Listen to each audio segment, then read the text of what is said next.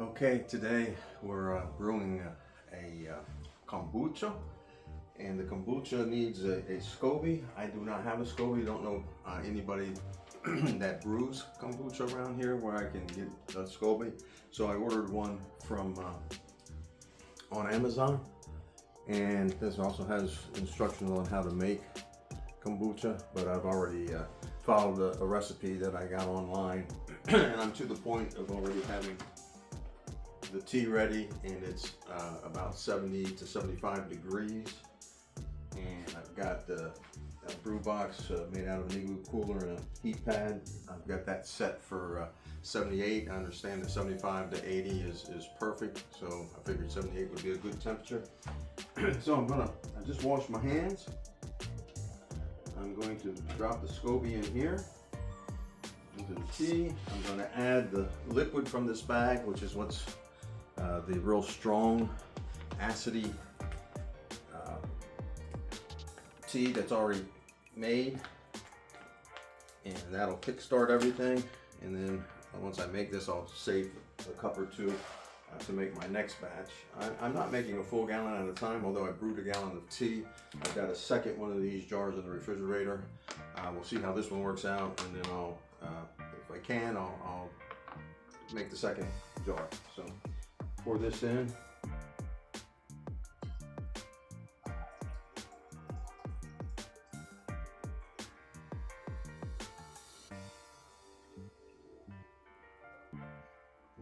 Smells wonderful.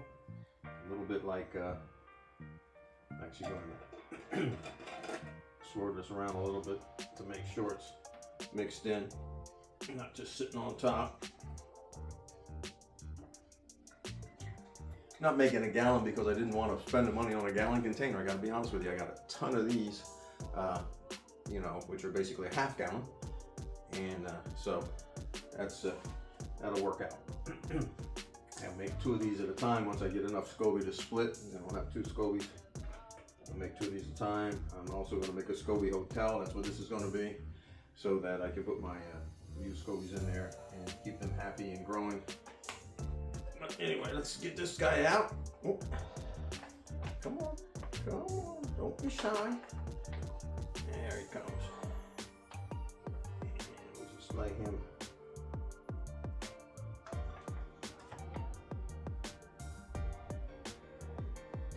That's good. Just lay him right on top. Now they could float, sink, go sideways. Oh, what am I doing? They need oxygen. Sorry about that, not thinking. The rest of this out, making a little bit of a mess. Save this in case I want to read these instructions and see if it's any better than the recipe I'm using. All right, so I got this years ago when I was on a cruise. I'm a pirate at heart. I like boats and stuff. I was in the Coast Guard, the Navy, and the Air National Guard. Couldn't keep a job. Anyway, so I'm going to use this as the cloth. Put this cloth on, ran on there. I'll let oxygen in and keep nasties out, but also it's going to be in this container. And again, this stays open a little bit so that the oxygen will continue to flow. There'll be good airflow. I actually have a beer brewing in this one. That's set at 68. This is set at 78. Difference between the beer and the kombucha. Anyway, so come back in 3 or 4 days and we'll see if this thing is fermenting and growing. If we've got a change in the flavor, the idea is to get it to the point where the acid is high enough. You get a tartness that mixes with the sweetness of the sweet tea, and when you get it to how you like it, the flavor, you know, the combination of sweet and tart that you want, you're done. You bottle it. You again leave the bottles warm for about 3 days so it carbonates, 3 or 4 days so it carbonates. You put the carbonated bottles in the refrigerator, let them cool for 24, 48 hours. Kind of let the colder it is, it'll absorb the CO2 that it's creating when it carbonates, and so that'll get into the liquid and actually you'll see those fine bubbles. And then we should be ready. I'm probably going to flavor a couple of them. I like ginger kombucha, and so I'm going to do some ginger, and I'll put that in the bottle, and then pour the kombucha in, and then put that in the fridge. But anyway, that's the plan. All right, hey, thanks for watching.